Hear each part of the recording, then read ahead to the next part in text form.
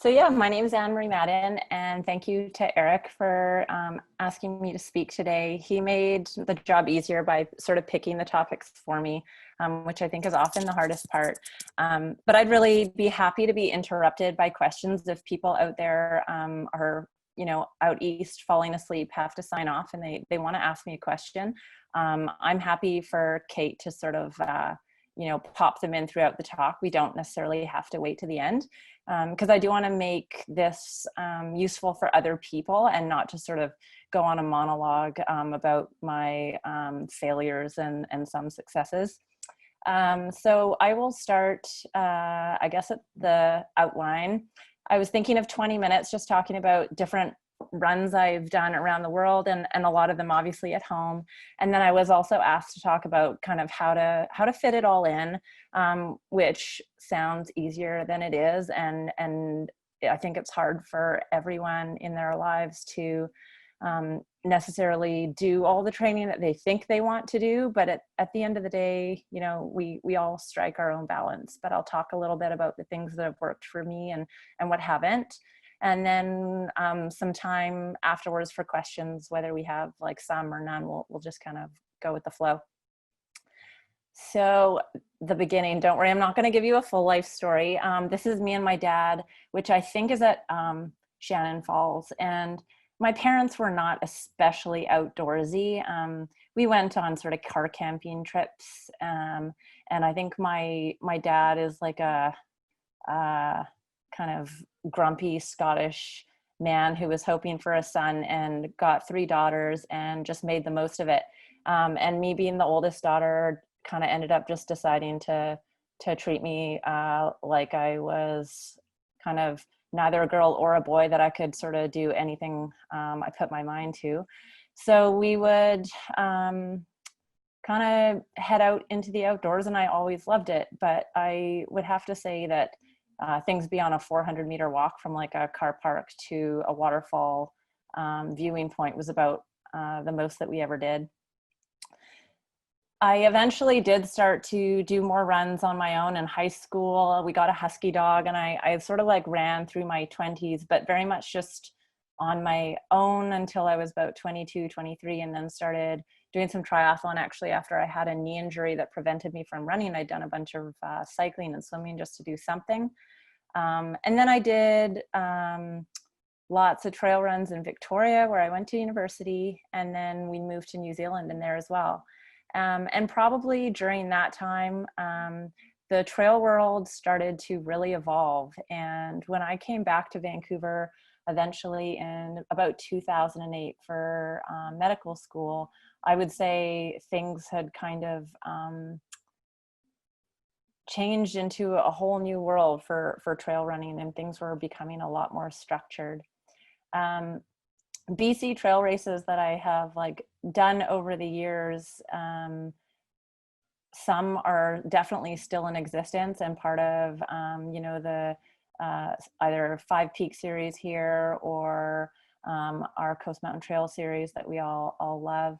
And then some of them have sort of faded away or no longer exist. But I thought I'd sort of run through a few of them and tell you my highlights from the races in British Columbia. So Run Ridge Run is a really awesome early season run that you guys can do if ever you're in BC, which kind of I found is a really good kickstart to some of my seasons if I just need a bit of a rust buster, especially because kind of in early February to be able to do a great trail race is not always easy when there's still snow everywhere up high. And we've got, survival of the fittest here, Bucking Hill. So Trail Stoke 55K was, in 2014, was the very first sort of official ultra trail race that I had ever done. And I was pretty terrified about doing that race. I had done a lot of short races up until that point, and had some good success doing those. But the idea of running more than a marathon on the trail seemed definitely intimidating. And I'm pretty sure they're not actually popping up on my screen anymore, but Tara was definitely there racing that year, and I think Alicia was as well, and Katrin Jones from Victoria. There was lots of fantastic trail women from BC that all came together in Revelstoke for that race. And it was a run straight up the mountain. It was supposed to be 60K originally, but some really bad weather cut off a section of the course. And if you can imagine, it was like you basically climbed for 25K and then turned around and ran straight downhill for 25K. And running downhill was sort of like the moment I thought, okay, I guess this is where I find out if I can actually make it to 55 kilometers. And I remembered on the downhill, like my like quads starting to twitch and worrying whether like my legs were going to seize up entirely, and they never completely did. So I was lucky and managed to win that one. And that was actually considered, I think, the Canadian long distance national championships that year. So in the end, earned me a spot on the 2015 World Championship team for Canada, which is probably still one of my all-time worst races, but we can talk about that later. But that, I would have to say, was one of my first confidence builders, even though I'd run over 50 to 60K on my own, kind of like over full days doing trails in New Zealand, point to point, things like that. To do it in a race somehow felt different, and to have achieved that and made it through, it was definitely a confidence booster.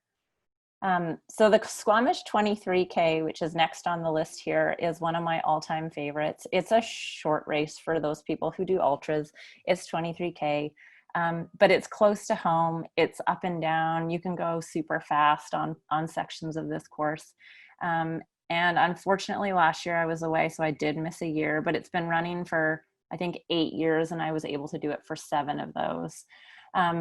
And there was a modification. I think the very, very, very first year it was 21 kilometers. And then after that, it was bumped up to the 23 and has pretty much stayed the same course the whole time.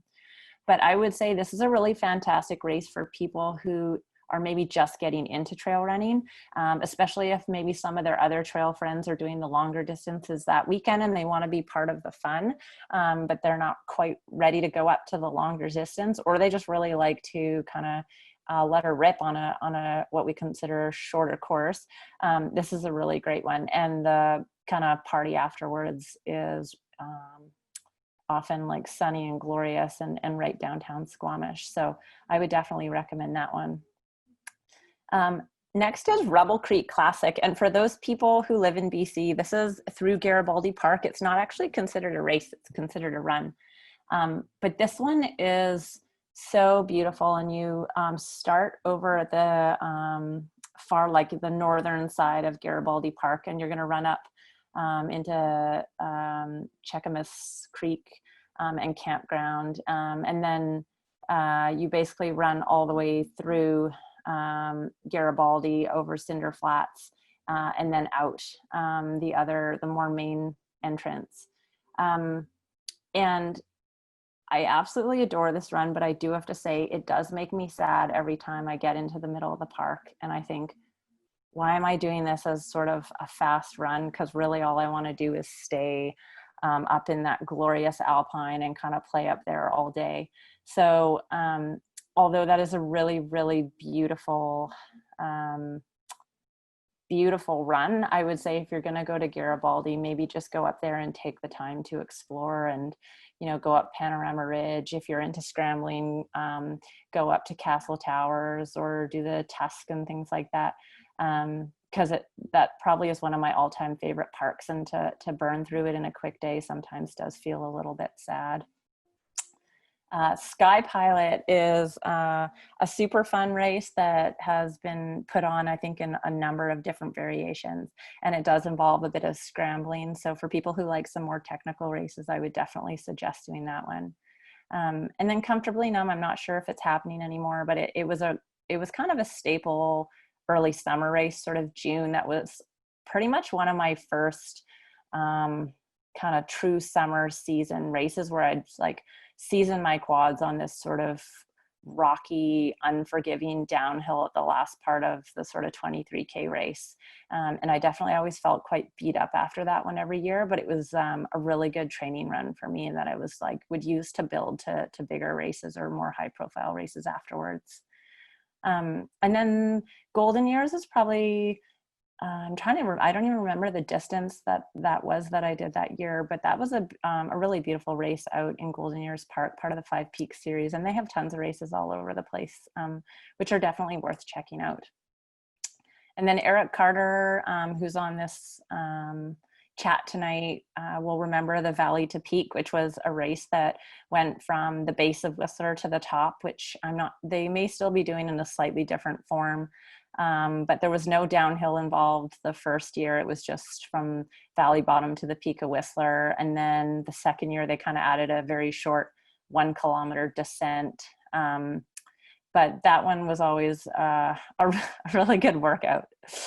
And then the Sentinel Mountain climb I did with Ellie Greenwood, we, through a really kind of fortuitous chain of events, ended up getting flown to the BC interior and put up in accommodation and given the opportunity to run straight up and down the Sentinel Mountain. And there was really big prize money for this rather small race that I think they were hoping to build to a kind of a larger series. But that was like a fun adventure we got to do one year. But for me, racing in BC overall has been kind of where I've been able to build my community and my relationships and meet all the people who love running in BC. And probably I could just only race at home and be fairly happy. But I think there was kind of this temptation to also try other runs outside of British Columbia, both to just see different parts of the world through running, and then also to see how I would sort of be able to push myself in deeper fields and longer, more competitive races outside of sort of my home bubble.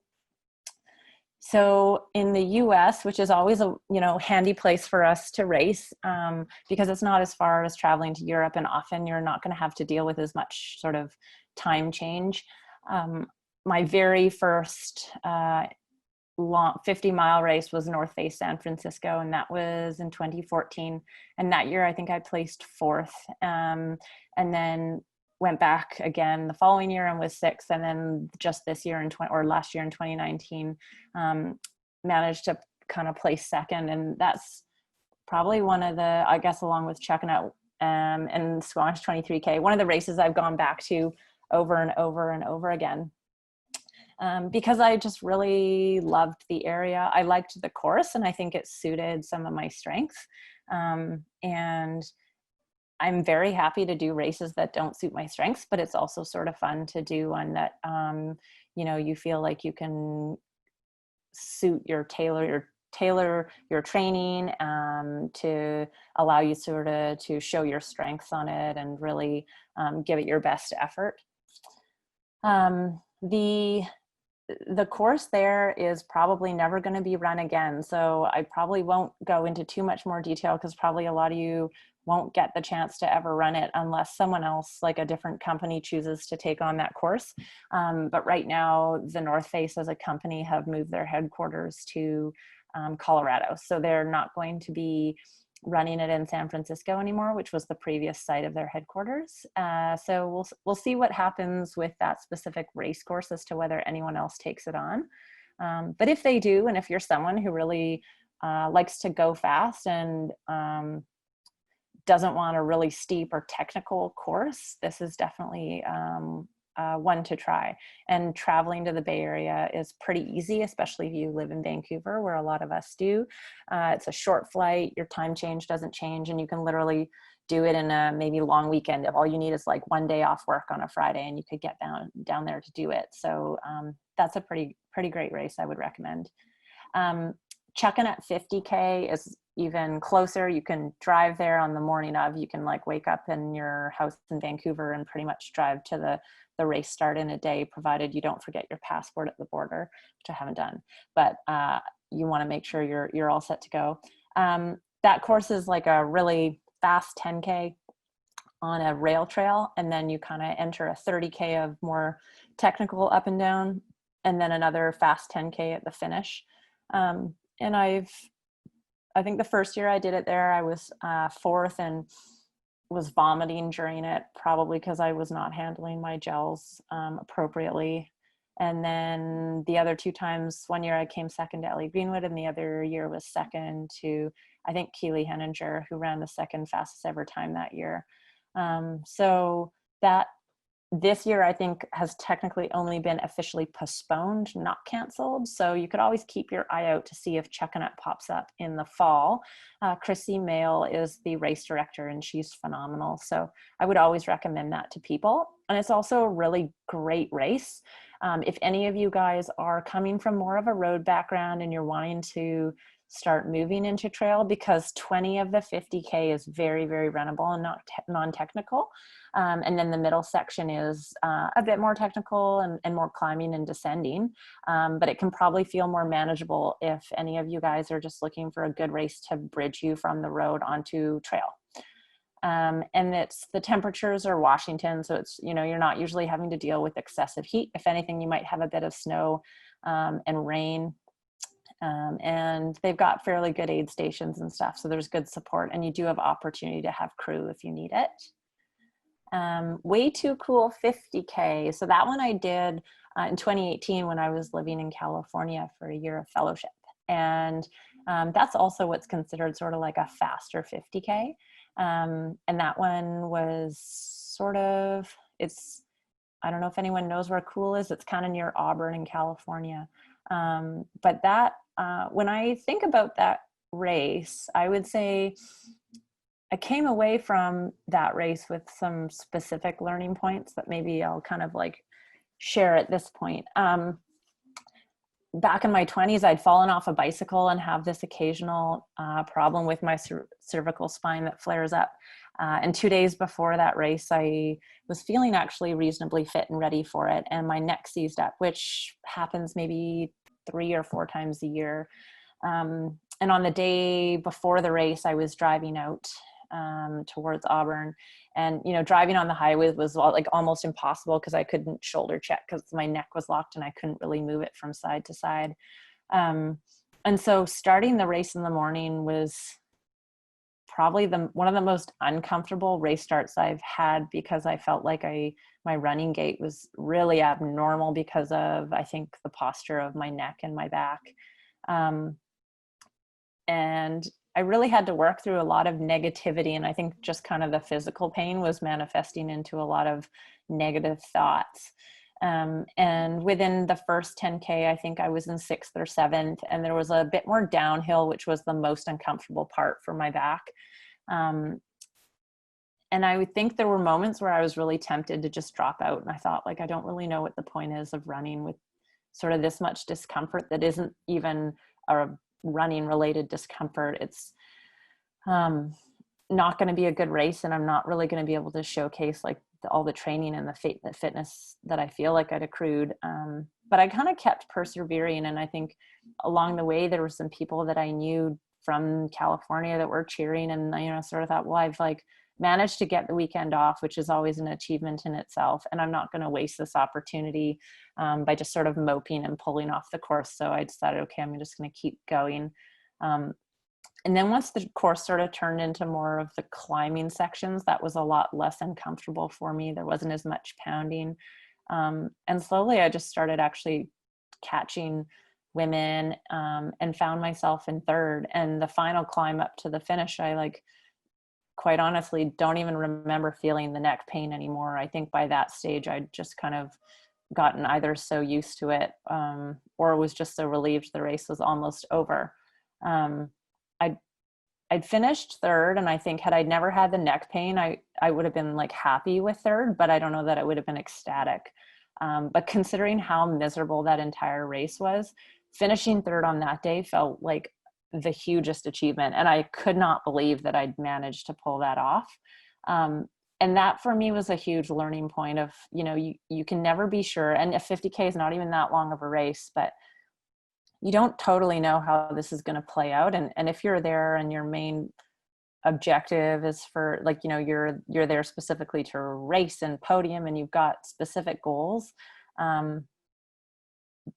don't pull out unless you're so injured you think that you're going to create some everlasting injuries. Obviously then you should be pulling out, but keep persevering, because there have been other races that I'll talk about later where I did decide to pull out, and I definitely still regret it to this day. So even if you end up not ending, not finishing on the podium, and it ends up being a bit of a like 20K death march to the finish, you probably will still regret it less than choosing to drop out. The Saratoga 50K was a race that I did in California also the year that I was living there. And this was supposed to be just a training run. I had a 50K training run to do that day. And this was a local race. It's not like a high profile race by any means. So I went and did it with the objective of not racing, but rather kind of training pace. So I took my phone with me. I was taking photos along the way. I was trying different foods from the aid stations just to see how they would go or how they would sit in with my stomach. It was just kind of an experimentation day. And one of the really important things that came out of this day for me was that I think was the first time I'd ever eaten a stroop waffle during a race. And it sat really, really well. Granted, my pace wasn't maybe as fast as it usually would be in a race that I was kind of really pushing at, but that's actually, that experimentation race has changed my approach to nutrition in some longer races now. And I'm really glad that I tried that out and sort of found that for me, waffles sit really well. And something else about that day was like, I got to see all these beautiful trails and had all these people, feeding me along the way and carrying the water for me. And it was just overall a really wonderful day. So I quite enjoyed that one. And I think I did a fairly good job of keeping it controlled and not going totally nuts, even though in the last 5K, I kind of caught it was either the second or third place male. And then he looked behind and saw me, and I kind of wanted to just go for the sprint finish and see if I could pass him, but then decided that that wasn't my objective that day. And there wasn't really any point to the sprint finish. And I'd gone in the race with the plan to stay really controlled in my effort. So just sort of reined it in and let him kick. And, I'm still glad that I followed the plan, because I don't know what I would have gained by just sort of gutting it out for that last little bit, and probably then being destroyed for workouts a few days later. Broken Arrow in California is a spectacular area. If any of you have friends that are going to be doing Western States, Broken Arrow is the week before Western States. And they have sort of a steep, fast, short race, I think 26K. They also have a 50K. And then they have a vertical K and stuff like that. The first year I did it, I did the 50K, and I think I was third. And then in 2019, I did the shorter one. And at that stage, I was getting really close to my fellowship exams and wasn't training quite as much. And also had been,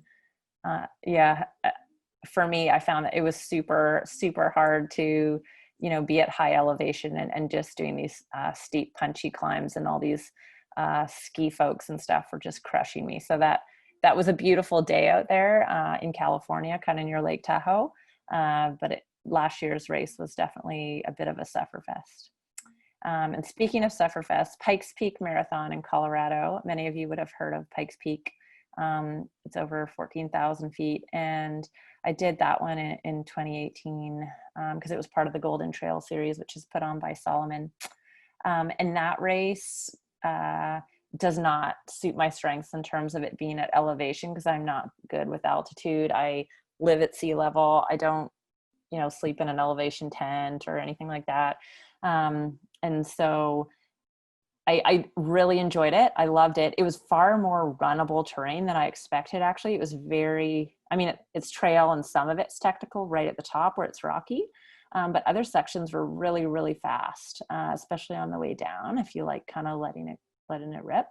But that top section, once you got to the higher elevation, it was just like having the wind completely taken out of your sails. It was super tough. Little push to the final bit of the peak there. And then as soon as you turn around, it feels pretty amazing to be going back down.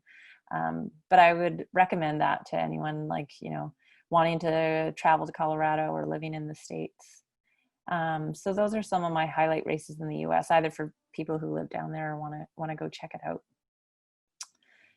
All right, so far away races. So as I alluded to earlier, the maxi race in Annecy, I think this was 2015, it was 85 kilometers and it was the World Championships. And there's not like a mistake there, that actually is 50th, not 5th. I went to that race knowing I was not gonna necessarily podium. At the time, I was in the middle of a 2-month intensive care unit rotation, and the hours really long, and my ability to kind of get the training volume I needed was limited. But not only that, it wasn't so much just the lack of training volume for me, but also the training usually had to be really early in the morning or late at night, kind of like in the city, just as commuting to work. And for this race, you really needed to be doing lots of technical and very steep descents. Like, I think I can often slow climb most things with my sort of fitness base. But for me to be able to tolerate lots and lots of steep descents, I need to do lots of quad work, because that's just not a natural strength of mine. And I didn't really have the ability to do that on that like build up to that race. But the real reason that this sort of like fell apart for me was this was a huge nutrition piece. I'm just gonna, that's very, it's my husband trying to crawl to the bathroom without bothering you guys. So we're just gonna rat him out there. But actually that's Hamish, and he was part of my crew that day. And I was a bit of a culprit with miscommunication, I think, in this one. The race is really long, and the aid stations were really quite far apart. There was one at 17K, 40K, and then I think maybe 55 and 70. So in the later stages of the race, they were a bit closer together. But there was going to be almost a 3+ hour stretch between 17K and 40, because it was really technical through there that we weren't going to be getting any aid. And when I came through the 17K aid station, I'd put 2 bags out in the morning that I'd explained to the crew. There was one, the food that I wanted to eat, and one that I wanted to take with me, like in my pack. And I don't think I'd done a good job of explaining that to them. And so they'd put a whole bunch of gels out on the table. And when I got there, I think I kind of like looked at that and took one, but didn't really process it. And then I said, can you put my food in my pack? Which they did, or I thought they did. And then I left, and about like 2 or 3K down this steep climb, I went to reach to start taking gels out of the bag that I thought they'd put in my back pocket. And I just had like one croissant that they'd put in there, because I had laid that out in case I'd wanted to eat it at the aid station. So I was supposed to have like 9 gels right now or something in my pocket, and I think I had 1 gel and 1 croissant. So by the time I came into 40K, I was way behind on fueling, and my stomach's not really good at the best of times with taking high amounts of gels. So I essentially struggled the rest of the day trying to catch up on nutrition. And in the last 5K of the race, which was like a kind of a long, steep downhill, I essentially had bonked so hard from poor nutrition. I think I went from 20th to 50th over 5K of downhill. And I know, like, I remember some of my other teammates coming by and just like offering me food. And there'd been this really strict discussion at the athletes meeting that if anyone gave you food, both parties would be disqualified. So you didn't really want to take a gel from someone else, worried that not only would you get disqualified, but they would as well. So I kind of limped that one in, and it was like fairly demoralizing, I would say, because I felt like I'd traveled a long way and really not had the race that I wanted. But when you stop and you think, okay, well, that sucks, but really what are you going to learn? What are you going to take away from that?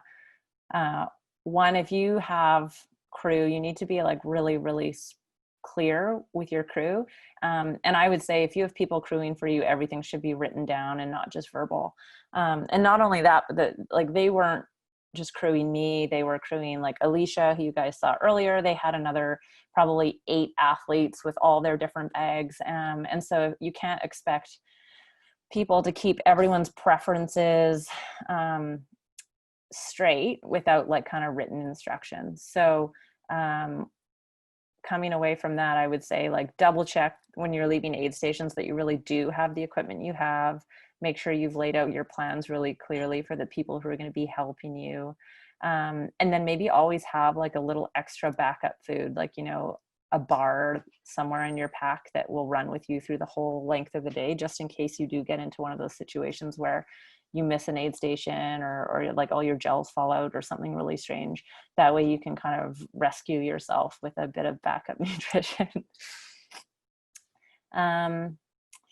So that would be kind of my learning points for the Annecy race. Next up is Glencoe Skyline, and this was also one of the Golden Trail series. I raced this one in 2017, and this is quite a technical race in Scotland, and it was truly absolutely stunning scenery and unlike anything else I've ever raced before. And whether it's my Scottish heritage, but the like pouring rain, extremely cold weather quite suited me. And I found the technical scrambling probably not one of my strengths. I'm good if you're going straight uphill, but once you're on like long ridges, I'm fairly slow and cautious. But if someone's out there who's like kind of bridging that rock climbing, mountaineering with longer trail running, I would say this is a perfect race for you. And you also get to travel through Scotland and experience like this, you know, fantastic culture, scenery, landscape, Scotch, if you like it. And so that for me was a super fun race that I knew I wasn't necessarily going to podium at, but I'm really glad I had the experience and got to go to Scotland for that one. And then that same year, the race following Glencoe was Les Templiers, which was pretty much the polar opposite of Glencoe. Glencoe was really, really rough terrain, and it was 5,000 meters of vert, so like over 15,000 feet in 50K. Whereas Les Templiers was, I think, 73 kilometers, 3,000 meters of vert, and there was a lot of really, really runnable fast sections. And first of all, that probably suits my strengths, or at least how I'd been training that year. But also, I think one of the learning points that I took from this race was that I needed to just kind of have confidence in myself and in my training, because it can be really intimidating when you show up to a start line. And, you know, at that one, I think there was like Camille Heron was there, Mimi Kokta, the eventual winner was Ruth Croft and Emily Forsberg. Like there's just like this star-studded cast at the start line, and you kind of feel like totally out of place. But even at 50K, I think I was in third with, you know, Emily Forsberg was behind me, and I was only 2 minutes behind Ida Nielsen, and a few more minutes behind Ruth Croft. And, you know, you just like put in the time, put in the training, and you never quite know. And you just have to give it your all on that day, and like have confidence that if you're running within yourself and you think you're running a smart race, then you might be able to sort of keep up with the big girls or, you know, guys. So I was fourth that day, and I was pretty happy with that. Emily did end up passing me on the last section, was like more like a BCMC kind of climb at the end there. And so I kind of lost my podium spot, but still all four of us, the top four females, broke the previous course record that day. So it had been a really competitive race, and I think we all ran quite well. And then the following year, I went back to France for Mont Blanc Marathon, and was sort of hoping that this would be a really great day. And this is the photo that you see on your screen right there. And I had to actually kind of super bail on a really non-technical section, actually, when I was turning around to see if something had just fallen out of my pack, and spent sort of the second half of the day, limping my way through the course. But it's definitely a spectacular area to run. This is Annecy. Is kind of the mecca of trail running for all people in France, and it's also where UTMB starts. So I would highly recommend, if ever you're going to Europe, to make the effort to go check out these mountains if you love trail running. And so now we're like, I just spent a whole lot of this slide talking about my terrible race in France at the World Championships. And then I had another one in 2018 at Peñagolosa. So I seem to have a theme here with the World Champs. But this race, I essentially just got overheated, and I wasn't really prepared for the heat training. And my takeaway from that race was that I was probably the fittest I'd ever been in my life in terms of my fitness and my endurance. But I couldn't handle the heat, and partly that was my fault for not being able to kind of make the time to get better with heat tolerance. So kind of taking that experience combined with living in California last year and realizing how much, although maybe I'm like an individual who much prefers living in, or racing in cold weather, I can adapt. And living in California, I couldn't believe like I could handle track workouts and be doing them in like 30 degrees, which I rarely could do if I was living in Vancouver and all of a sudden we had a 30-degree day. It would be challenging for me to go, bust out a track workout on pace. So I think those two experiences combined, basically going from, I think I was third place at the World Champs at over halfway, to vomiting on the side of the trail and not being able to keep going forward and having to drop out. With living in California and knowing I could get better with heat if I just lived in it or trained in it. I put those two things together in the Tarawera 102 kilometers, which I raced this February 2020. I knew I'd be going from Canadian winter to a New Zealand summer on the North Island of New Zealand, which is like definitely warmer climate than the South. And it was going to be 102K, so not short. So you're going to be running through the heat of the day.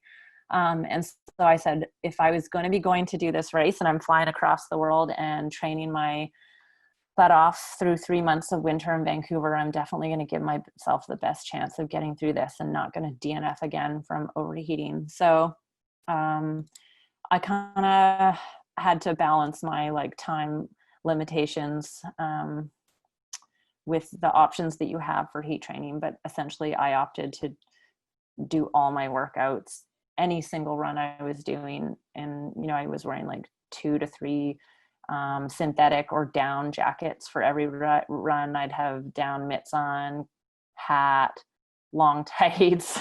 It was really miserable. I almost started hating running because it was like so hot all the time. But it was really good practice. I couldn't believe how much I would be sweating on my long runs. It's like Vancouver 2-degree weather with sleet and rain. And yet I was still like overheating and having to like go through liters of water, which was also really good practice because I was training my stomach to be able to handle that amount of fluid, which is what I was going to need to do if I was going to run, for 11 or 12 hours. I didn't really know how long Tarawera was going to take me, but it was certainly going to be a long day out in the heat. And I think we lucked out. It wasn't as hot as it could have been. They didn't hit like 38 degrees or anything like that, but it was still fairly warm. And I did quite a good job handling the heat at Tarawera and came in second and ran a fairly decent time for that race. So there was more to be like finessed, I think, with that race. And I would love to go back another year and make it an even better effort. But I think I was able to kind of like take some learning points from my past races and the frustration I felt for having sort of the opportunity to really showcase my fitness taken away by my lack of preparation for heat or planning or nutrition. And I'm slowly, more likely to have that dialed now. So oddballs, this is like one of my favorite things about running, is that you don't necessarily have to race to go travel somewhere wonderful. like Alicia and Tara were saying, you know, you can just go adventure, you can go FKT, it can be structured, it can be unstructured, whatever you like. But I really, really like doing non-race adventures as well. And I think sometimes taking the pressure off of like performance is healthy for everyone, and offers more of a chance to just appreciate the surroundings that you're running through. Gary, this kind of crew of people here, some of you might recognize Gary, who's in there, and also who else? I don't know how many of the trail people are going to know Andrew or Keegan, but you'll probably know Mike in the Innovate shirt there, from Kappa Running. So we, this was our second year of Rocky Man, which was this hilarious race in Brazil that combined surfing, skateboarding, trail running, kind of like paddling, and then a team run. And it was so ridiculous and such chaos both years, but we had such a blast. And I wouldn't trade that experience for the world. It was so good. And other really, really wonderful running related trips I've been able to do. I've been down a couple times for the Hard Rock 100, never to race it myself. Those of you who know that race, it's a pretty spectacular 100-mile race in Colorado. Starts in Silverton and finishes in Silverton and does a huge loop through the San Juan Mountains. And there's tons of vert. It's really technical. It's high elevation. The weather is unpredictable, but it's amazing, amazing race. And it's a lottery and really, really, really hard to get into. You can ask Gary about that. But yeah, just like crewing or pacing at that is always such a treat, and I cherish the opportunity to get to go do that. So for those of you who, you know, can't get in or don't even want to race it, but have a friend or someone that you know who wants some support down there, I would definitely recommend traveling down there. And you can have your own side adventures before and after that day, but it's a pretty wonderful event.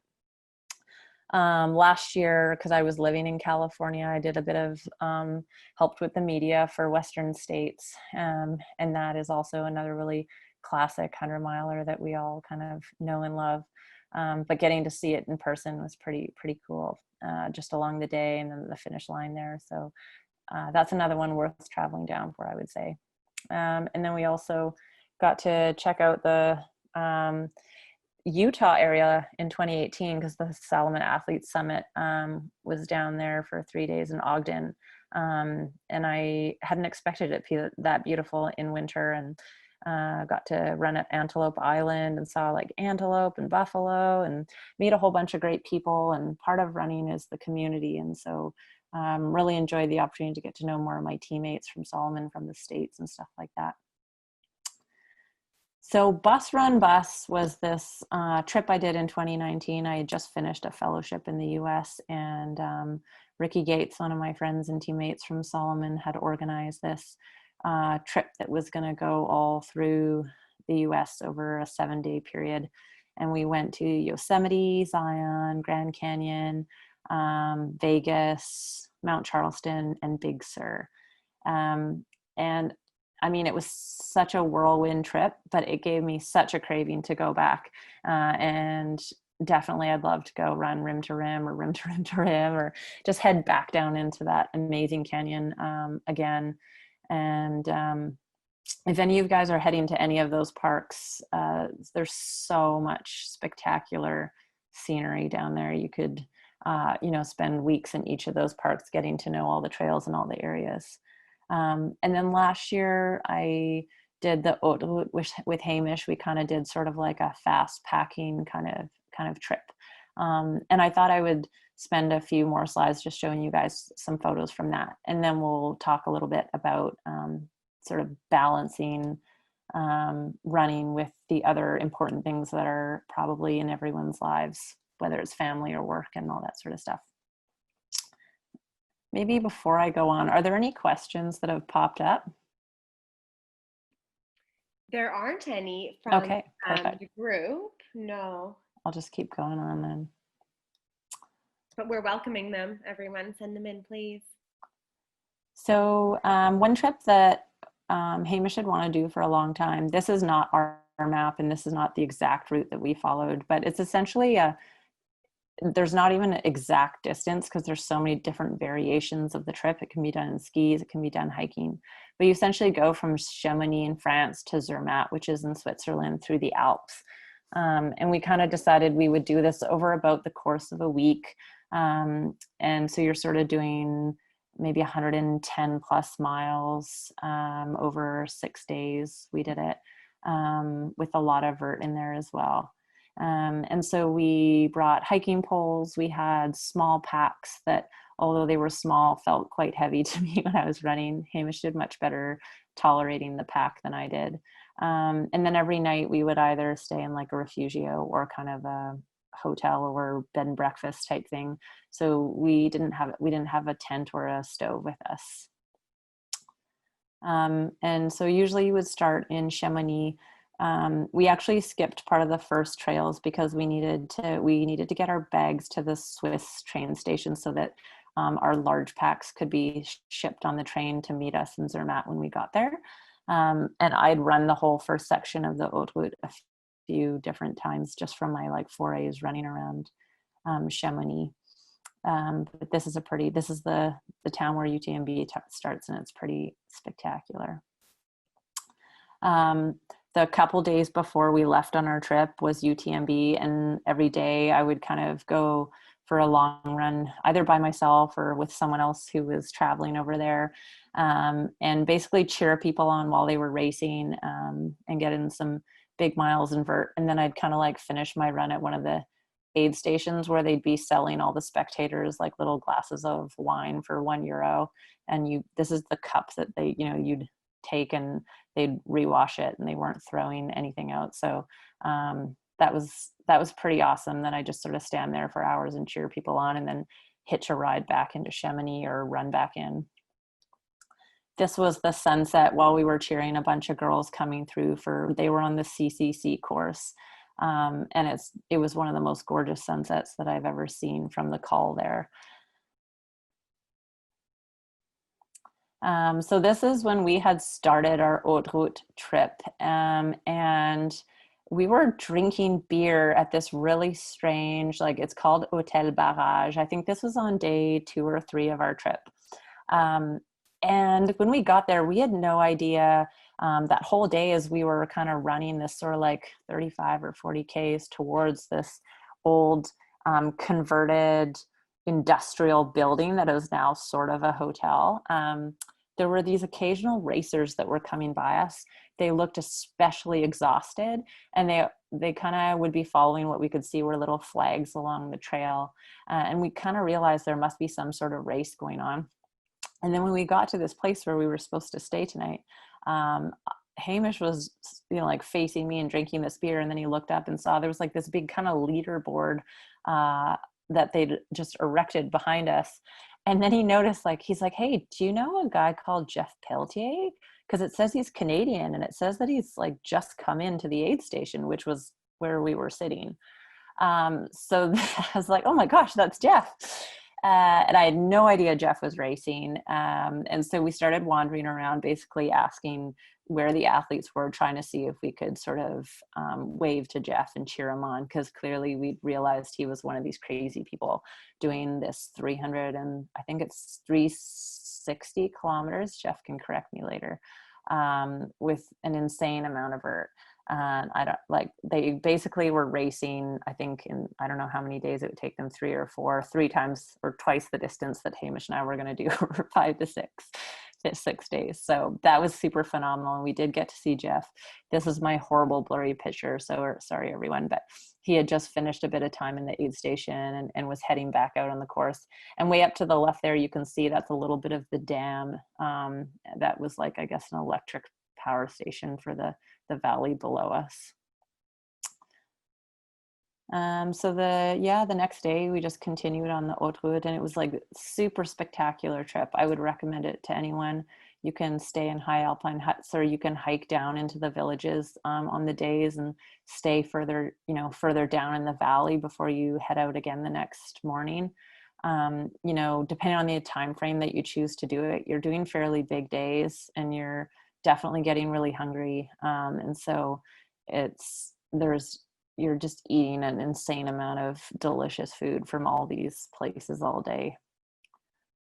This was one of the super new huts that they'd built with a view of the glacier there.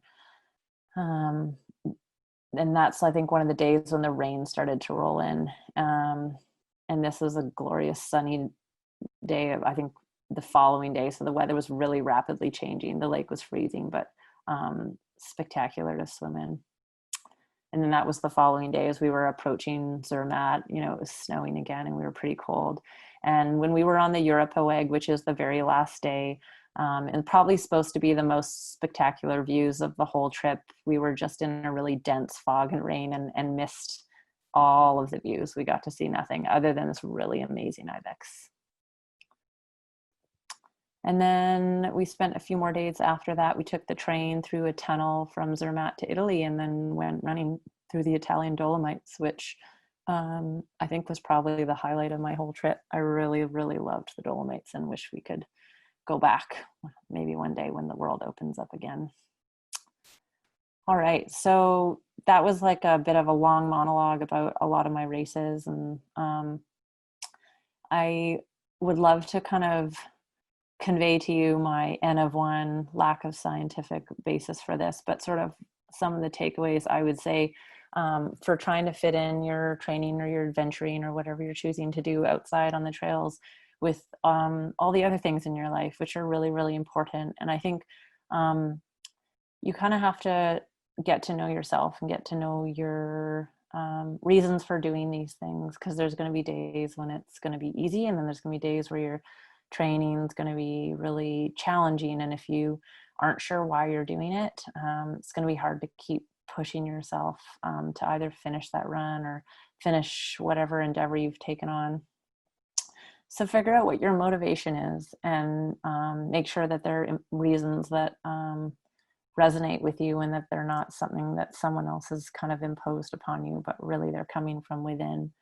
And I think you can set lofty goals, but also make sure that they're realistic so that you're not constantly coming up against defeat and, you know, feeling like you're always failing. So I think you want to kind of set a mix of realistic, achievable goals with the occasional sort of lofty ones, so you know that you're not always self-limiting in terms of your capabilities or what you're able to do. Anne Marie, as you're talking about goals there, we've had a question come in from an anonymous person, but they're wondering, what are your biggest goals over the next 2 years? Well, I think that's all probably changed a little bit right now. My original goal for 2020 had been to stay a little bit more local to North America after I did Tarawera. Was, you know, what I'd hoped to do was try for a Golden Series race and see if I could get a ticket for Western States. So those Golden Series races, Western States, all that's been canceled. So that's kind of been sort of wiped away. I think at the moment, I think my immediate goal is just to enjoy running day to day without actually any pressure to like train to the utmost of my ability, because I can't really handle my work schedule and my sort of like peak training for much more than a few weeks. Like I would say 8 or 9 weeks going up to a big race. And then if I were to try to prolong it much more than that, I get really close to kind of burning out or essentially just breaking down, because there aren't really enough hours in the day to work, train, rest, eat, sleep, do all your core work. Like it's kind of it's not really super sustainable for me. So my goals, I think right now, are just to chill out, love running until we have slightly more idea of what the racing team is going to look like. And then I think later fall I would consider a fast road marathon. I'd love to try and get under 2:37 or something like that.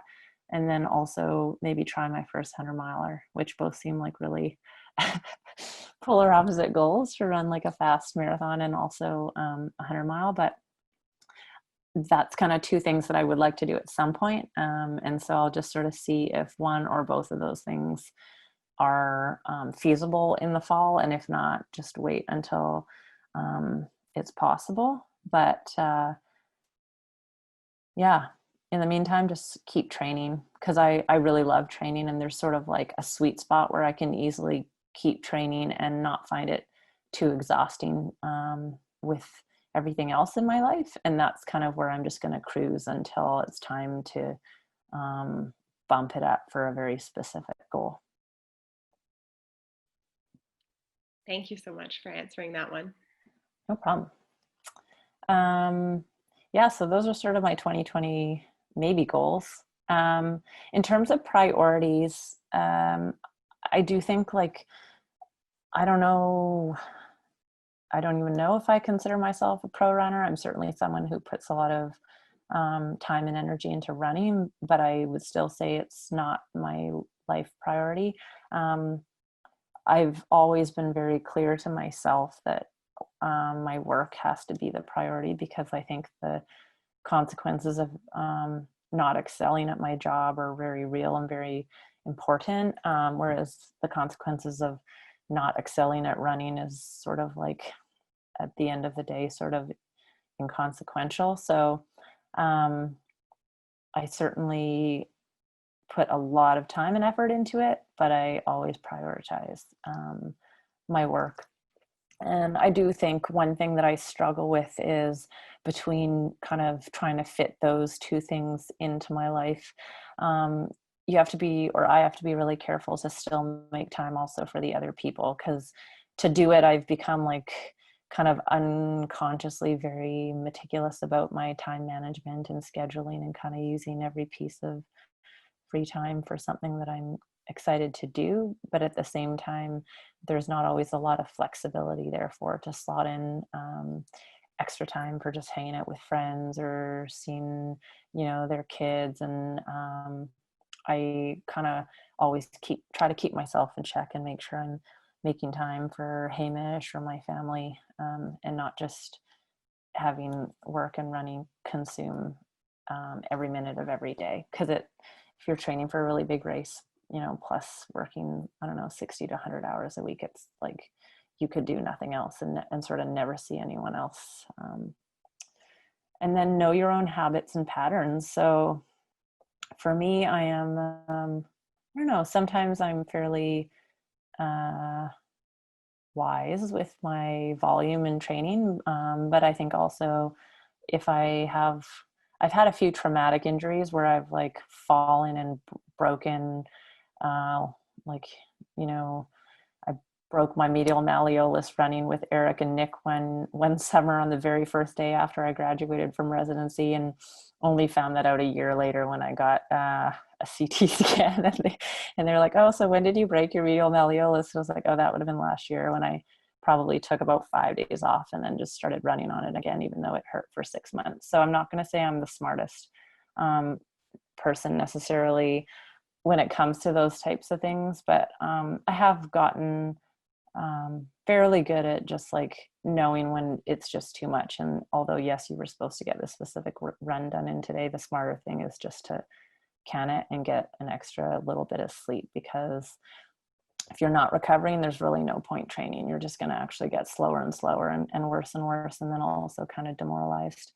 And then know what resources you have, and that can include your support network. And then just make sure you're not like constantly taking and draining all your support network and family and friends, and that you're also kind of like, giving back as much as you can. And then planning is really, really important. I don't even do it consciously anymore, but I think if you have, like a busy family life, busy work life, whatever it is, you have a much greater chance of being successful fitting your activities in if you're looking ahead and trying to make it work both for your schedule and then those of the people around you. And in my personal opinion, it's always like better to do it in the morning before rather than after, but that kind of very much depends on what your life structure is like. But my start time is often fairly clear. Like I know I have to be at work at 7 a.m., but when I finish is like a total mystery. It could be done at 5, could be done at midnight. So to leave my runs for the end of the day is always a bit of a gamble. So I try, if there's something really important that needs to get done, to do it in the morning if possible. And then also the long-term planning, which, I've had to become better at doing just because I need to plan like my vacation up like almost a year ahead now, just to make sure I can get it off. But that's not my natural inclination. I'd much rather be a bit of a free-flowing spirit and kind of like race when I feel like I'm ready for it or whatever, but that's just not really feasible with how my life is currently structured. So I've had to kind of pick my races a lot more in advance than I used to, or than I really necessarily want to. And then how to not burn out. Like it sounds really cool to do it all, but it's not always like the smartest thing. And so this was on a ski trip earlier this year. Clearly I'm like the life of the party. After a long ski day, I just basically would pass out at 6 p.m. before dinner. We were even eating dinner. But I love sleep so much, and I'm happy to try and get out whenever I can. And you can't always compartmentalize everything, but I do like to think you sort of have like a limited amount of mental energy. You have a limited amount of physical energy. And then there's this other thing that I've never really been to explain, but so I just call it the mystical energy. But there's something else that ebbs and flows, and it's probably a little bit of everything. And sometimes you'll just have it, and sometimes you won't, and you can't really totally explain it. But things for mental energy. So, you're going to be putting time and thought into your work, your family, or school if you're studying. And sometimes those are a bit fixed, and it's not always, you can't necessarily just stop doing one of those things. But areas that we do have a bit more control. So media, I think it can be really motivating and it can be really wonderful. And I think people can get a lot from sort of engaging with social media. But also I think you can overdo it and it can steal a lot of your time, and sometimes it can steal a lot of your energy. So just be judicious with that. And then mood, checking in with like, how are you feeling, and making sure that you're, if you're feeling really down, that you're kind of getting to the root of that and taking care of your mood. And then I say minutia, and that was I just wanted to quickly say, like, essentially we can busy ourselves with a lot of things that are not necessarily that important. And I think if you're not, or I don't know, in my opinion anyways, if you're doing sport and doing a whole lot of really other important things, just try and don't necessarily overanalyze. And then training, I think I'm probably running out on time a little bit here, and you guys probably have some great resources for who to go to for training. So I'll maybe just check in if there's any more like questions or anything else, so that I don't kind of go way over time. There are actually some more questions for you. So if you are ready for it. Yeah. Gary would like to know for you, and you spoke about this a little bit with balance, but how hard has it been to balance a challenging, intensive, and stressful career with being an elite level athlete? And then an add-on to that is, and also how hard has COVID-19 affected you and those that you're working with specifically? Okay, so to answer the first part of that, I think for the most part, in general, maybe not the elite part of it, but in general, the running, I think, has been a really, for the most part, positive thing, and helps me balance out the stress of work. So I think it like adds more to my life rather than adds more good than bad. And definitely sometimes the components of like travel or wanting to perform at a certain level of races can add to this stress. But at the end of the day, I sometimes tell myself that the fact that I have something else maybe makes it easier. So if I have a really, really terrible race, like that doesn't define me. That doesn't mean that I've failed at everything, you know, or I can just recognize that there's so much more to that day, that week than just that like race that's gone poorly. And it maybe helps me move on a little bit. With respect to COVID-19, when it first hit, I would say we were all very, very stressed at work. And as anesthesiologists, we were in charge of all the airways in the hospital. So we didn't really know how extensive it was going to become in Canada. And so everyone, I think, was in quite a cortisol overdrive sort of state of being. Now that things have settled out and we've done okay and we've been able to manage it, I would say we've all relaxed a little bit. I have one colleague who did get COVID and they were okay. They were able to stay at home. They didn't have to be intubated or ventilated or go to ICU. But I would say it was one of the more stressful events in terms of hospital-wide planning. I think it brought a lot of departments together, and overall, I think everyone has been brought closer by this. You know, I think sometimes you worry that when things go bad, relationships will become frayed.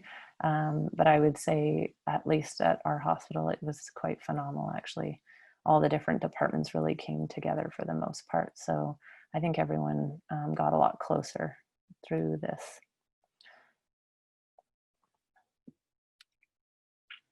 Thanks, Anne-Marie. I'm sure, I know, I also work in healthcare, and I know that the messages have been so shifting and so like it's just so dynamic and changing on a day-to-day. So I can't imagine that in the sort of the intensity of being in hospital and in the position that you're in, it must have been a very stressful situation. So thanks. Our next question is from another anonymous attendee. I didn't realize that you could ask questions anonymously, so that's nice to know for next time. But the question is, you've clearly established yourself as an internationally competitive runner with podiums and top 10s at some of the most competitive races in the world. Has that altered your sponsorship and support level at all? And are you able to travel and race more now that you've proven yourself on the bigger stages? I would say I don't think that I don't think my sponsorship level has changed a huge amount. I probably don't spend as much time kind of doing all the social media as maybe sponsors would like ultimately really like. And I've been maybe somewhat resistant to doing that more than I feel like I want to, like in terms of like, I don't want to just to get more sponsorship. I wouldn't want to have to spend another 30 minutes a day on my mobile device or something. So I feel like I probably get I get gear, I get a little bit of travel support, but I'm not really at the total upper echelon where, you know, you can get necessarily like flown all over the world and everything paid for. So I think I'm kind of like at an intermediate level, and I definitely appreciate having the excellent gear because it's the stuff I would use anyway. So to be able to have a company that gives me what I would want to be wearing and using is like pretty awesome. But I think the travel components often come from also individual races. Like it's not necessarily your sponsor that's always going to be kind of footing the bills to go all over the world. And so I think for races to bring you down, they also want to know that you're going to have like a huge social media presence. It's not always just about like results.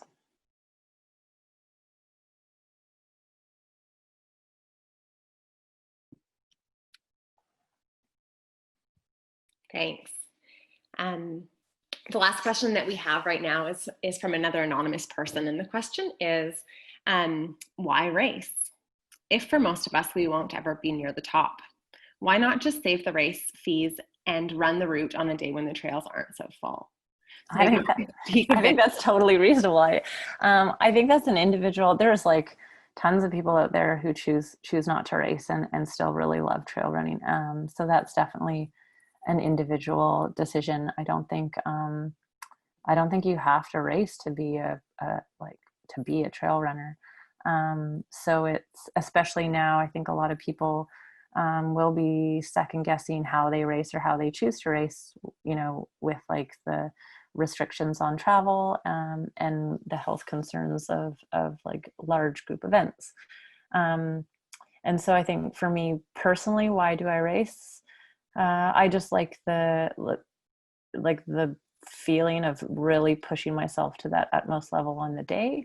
But if COVID's taught me anything, like I am not having an existential crisis by having races canceled for me personally. Like I am just as happy to also get out into nature. I would